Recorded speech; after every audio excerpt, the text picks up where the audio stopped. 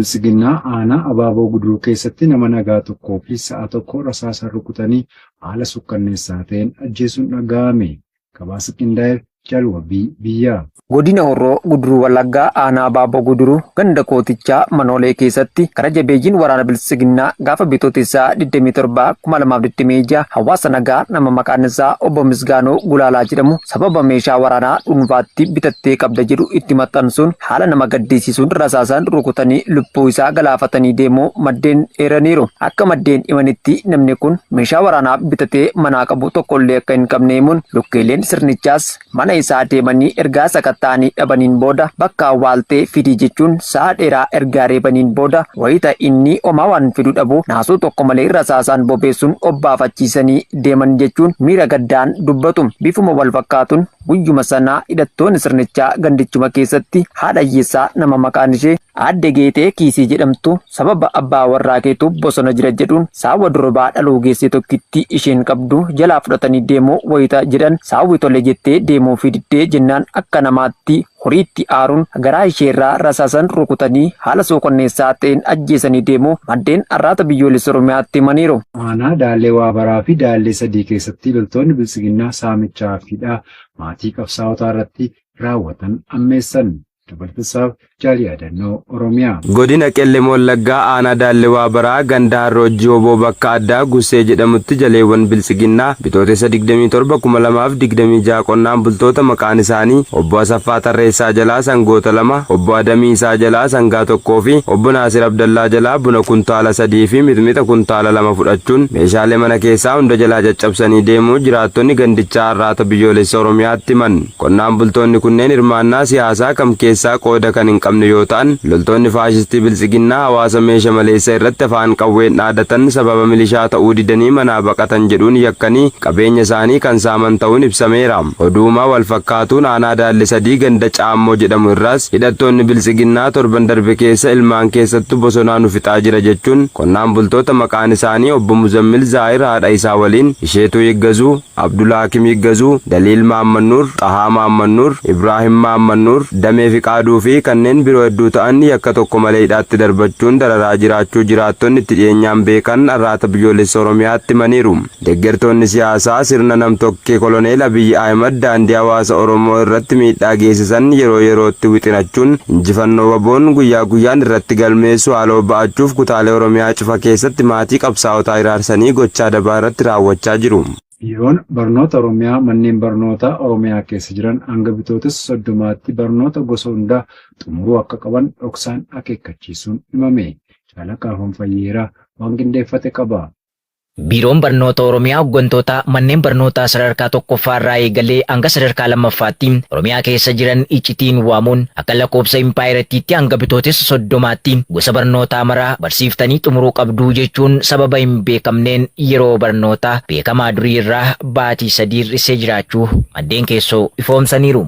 Kanaan dura manneen barnootaa impaayirettii keessa jiran mara keessatti hanga waxabajjii 30tti hojiin baruu fi barsiisuu geggeeffamaa kan ture yoo ta'u bara kana garuu sababa beekamaa hin taaneen turtiin baatii 3 hir'ifamee jiraachuu kan himan maddeen kun ammoo qulqullina barnootaa fi barattoota irratti dhiibbaa guddaa qabaachuu malaa jechuun sodaa qaban addeessaniiru. Biiroon barnoota Oromiyaa karaa keessootiin hooggantoota manneen barnootaaf akka ibsetti sababa hin beekamneen turtiin manni barnootaa itti cufamuu as dhiyaachuu irraan kan ka'e qormaanni biyyoolessaa kutaa 6ffaa 8ffaa fi 12ffaa baatii 9ffaa keessaa akka raawwatu murteessee jiraachuus maddeen keessoo itti dabaluun arraata biyyoolessa Oromiyaatti himaniiru. Dhimma kana ilaalchisee barsiisota bakkeewwan garaagaraa Oromiyaa Naashinaal Miidiyaa dubbisees akka jedhanitti biiroon barnoota Oromiyaa karoora kana baafachuun kallattii citii ta'een hojiirra oolchuuf dhamaa jiraachuun dhugaa ta'uu ergaa himanii booda turtii jedhamee keessatti garuu barsiisaan kitaaba barataa barsiisee xumuruun waan hin yaadamnedha jechuun dubbatu. Kana malees barsiisota kanaaf gaaffii Oromiyaa Naashinaal Miidiyaa irraa sababni akeeka bilchiginnaa kun maalidha jettanii tilmaamtu jechuun dhiyaateef deebiin isaanii kanneen sababni isaa ifaa kan hin taane ta'us akka tilmaama isaaniitti sababa filannoo impaayirettii keessatti geggeeffamuuf deemu ta'uu akka maluu fi sanaan wal qabatee mormii geggeeffamuu danda'utti barattoonni mana barumsaa keessa akka hin turre barbaadamee akka ta'e ibsuun karoora biiroon barnoota Oromiyaa qabatee socho'aa jiru ifaatti mormaniiru. Impaayiraattii keessatti maqaa qulqullina barnootaa jedhuun imaammanni barnootaa yeroo yeroon haara'aa ba'aa jiruu fi haalli kenniinsa isaa qabatamaatti hojiirra oolaa jiru matumaa kan waliin madaalle ta'uu hayyoonni Oromoo kanneen akka Dr. Gammachuu Magarsaa fi Koloneel Gammachuu Ayyaanaa fa'a miidiyaalee garaagaraa irratti dubbachaa turuun kan yaadatamudha. Aanaa Boosat keessatti hidhattoonni murna bilisiginnaa halkaniin uummata nagaa irratti dhukaasan.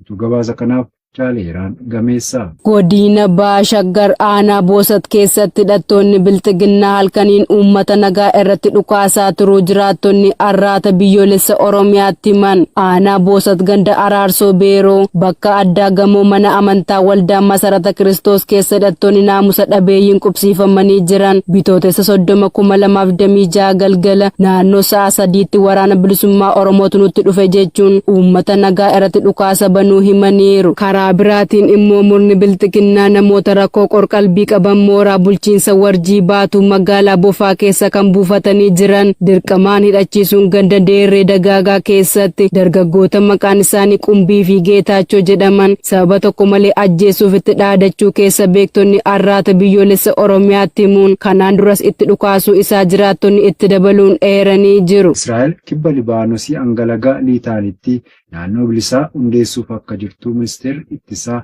himan.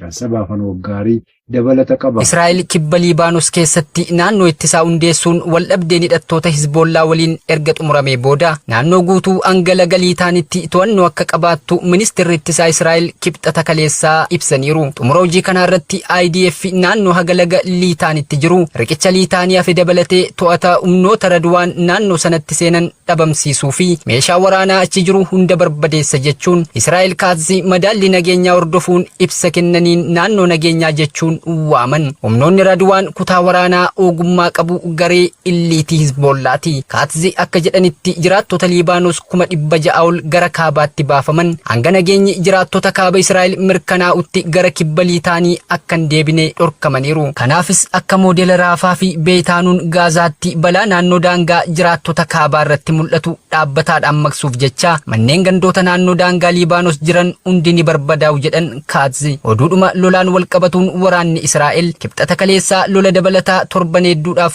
qophaa'uu ibsee jira. Kunis erga muummichi ministeeraa Beniyaamin Netanyaa'uun waraanni Iraan waliin taasifamaa jiru walakkaan kan darbe ta'uu beeksisaniin booda. Netanyaa'uun dheengadda tamsaasa Ameerikaa konservaatiivii Newsmax jedhamutti akka himanitti waraanni kun walakkaa karaa irra darbee ta'uun isaa in oolu jechuun garuu yeroo kennuu didan. Dubbi himaan Naadaaf Shooshaanii ibsa miidiyaalee toora intarneetii irratti ejjennoo waraanaa gaafatamanii murtoo yeroo irratti kennamu kan sadarkaa siyaasaati jedhan. Torban dhufaniif sochii keenya itti fufuu qophiidha jechuun gaazexeessitootatti himanii jiru. Aanaa Gaa'o Qeebbeetti murni faashistii bilxiginnaa hawaasa nagaa mana adabaatti dararuu fi achi buutee dhabamsiisaa jiraachuun himame.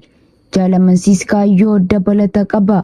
Godina Qellem Wallaggaa Aanaa Gaa'o Qeebbee ganda Beejoo Kobbochaa iddoo addaa Yamaalogii jedhamu keessatti murni faashistii bilxiginnaa namoota maqaan isaanii Ifaa Huseen, Yaadataa Abdataa, Biraam Aliyyii fi Eebbisa Asaffaa jedhaman badii tokko malee waraana bilisummaa Oromoo deeggartuu maqaa jedhu sababeeffachuun maatii isaanii irraa ukkaamsanii butuun baatii tokko oliif waajjira poolisii aanichaa keessatti dararaa jiraachuu jiraattonni gandichaa arraata biyyoolessa Oromiyaatti himanii jiru. Jiraattonni gandichaa Oromiyaa Naashinaal Miidiyaaf akka himanitti deeggartoonni siyaasaa namtokkee Koloneel Abiy Ahimad namoota hojii qonnaa irratti bobboon maatii isaanii jiraachisan tuttuqaaf deeggarsa siyaasaa qaama kamuu kan hin qabne badii tokko malee maatii isaanii irraa ukkaamsanii mana adabaatti darbachuun dararaa hama irraan gahaa jiraachuun ifoomee jira. Haaluma wal fakkaatuun murni maafiyaa bilxiginnaa aanichuma keessa ganda Beejoo Kobbochaa iddoo addaa Guddattuu Joobir jedhamu keessa nama maqaan isaa Ibraam Qalbeessaa jedhamu badii tokko malee waboo waliin hidhata qabda maqaa jedhu itti maxxansuun bitootessa 28/2026 halkan keessa naannoo sa'aatii 8tti mana jireenyaa isaatii butuun hanga har'aatti achi buuteen isaa dhabame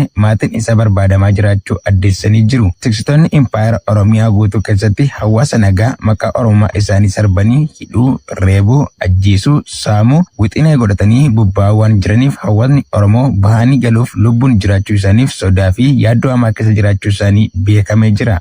Hawaasni Oromoo biyya UK jiraatan sarbamiinsa mirga namoomaa murna gabroonfataa bilxiginnaan Oromiyaa keessatti geggeeffamu balaaleffachuun hiriira mormii geggeessan. Jaaljiksaa sirnaa dabalata qaba.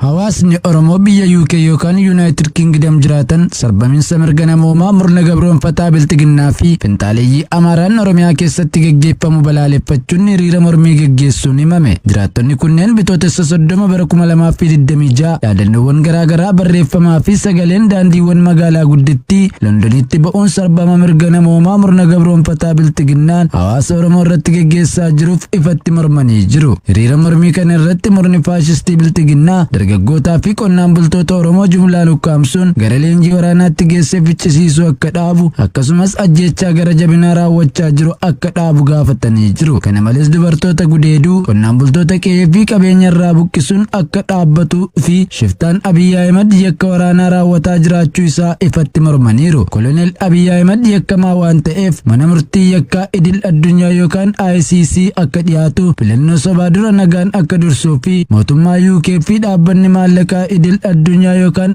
IMF mootummaa abbaa irree empaayirattiif maallaqa gumaachuu akka dhaaban sagalee isaanii magaalaa guddittii London keessatti dhageessifataniiru. Akka maddeen ONM gamasii himanitti faannoon shororkeessaalaa Oromiyaa keessaa haa ba'u, dhugaan battee Urgeessaa fi Haacaaluu Hundeessaa akka ba'u akkasumas hidhamtoonni siyaasaa deeggartoota waraana bilisummaa Oromooti jedhaman akka hiikaman gaafanne jedhu. Hiriira mormii sana irratti qeerroo fi qarreen Oromoo UK jiraatan Oromiyaan hin gurguramtu, daangaan Oromiyaa haa kabajamu, Oromiyaan biyya, Finfinneen kan Oromiyaati, Oromiyaan ni bilisoomti jechuun dhaadannoo geggeeffataa turuun ifoomee jira. Hawaasni Oromoo biyya hambaa jiran sagalee uummata Oromoo Oromiyaa keessatti sarbamni mirga namoomaa adda addaa karaa mootummaa biltiginnaa fi finxaaleeyyii Amaaraan raawwatamu akka balaaleffatanii fi addunyaatti lallaban dhaamanii jiru. Aanaa Jimmaa Arjootti loltoonni biltiginnaa dargaggoo tokko rasaasa itti roobsuun ajjeesan. Jaalfaajii bilisummaa waan qindeeffate qaba.